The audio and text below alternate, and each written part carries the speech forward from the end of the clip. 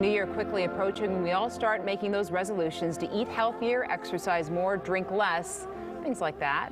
And more often than not, we break them within a few weeks, if not days, sometimes within hours. So let's get some advice from an expert. Kelly Kitley is a licensed clinical social worker, and she joins us live over Zoom this morning. Good morning.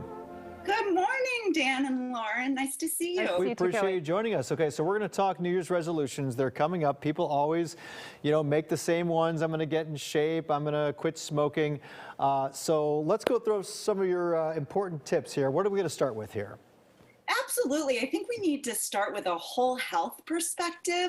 Oftentimes, we set ourselves up for failure by setting unrealistic expectations, and we are all burnt out and just trying to keep our head above water. So if we can take an approach of adding positive things, taking a walk or putting our phone away so we can be more present and mindful with people in our home.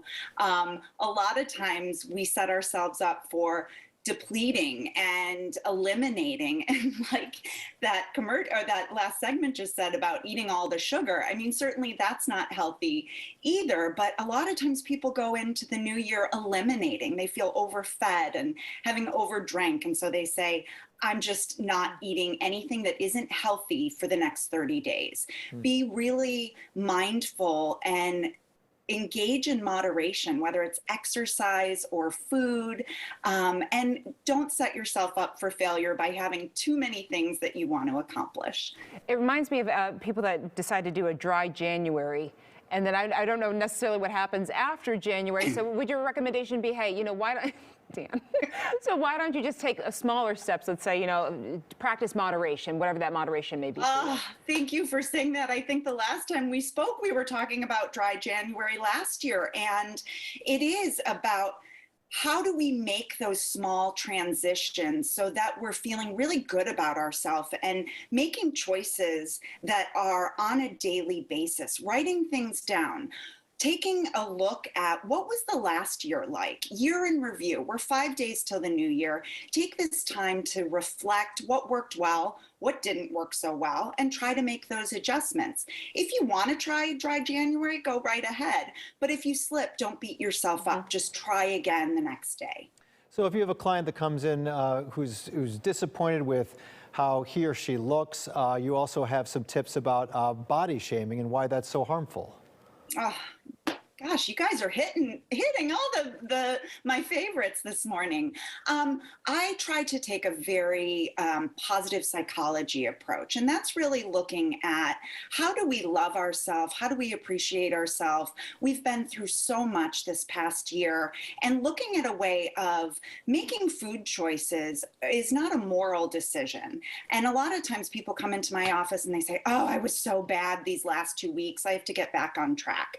And it's really reframing the way that we talk to ourselves and say things out loud. We could say, I really indulged and I loved it and I tasted everything and I have no regrets.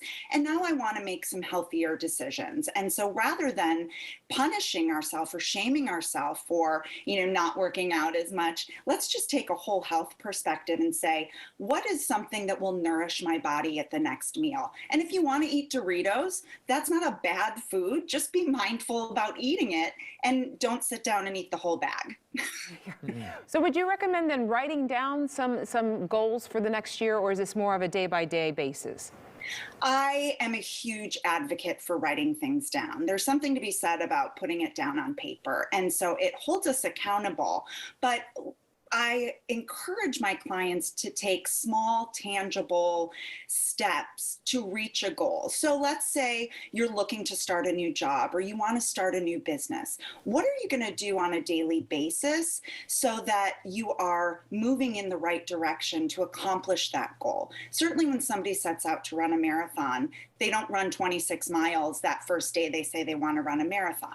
They start at 1 mile, 2 mile, add on. And so really put a program in place that looks at the entire perspective of the goal that you're trying to reach. Well, really great advice across the board here, Kelly. It's always nice to see you, and we really appreciate your time this morning. Thank you so much. Happy New Year, you guys. You too. And there's Kelly's website, kellykitley.com. Always nice to talk to her.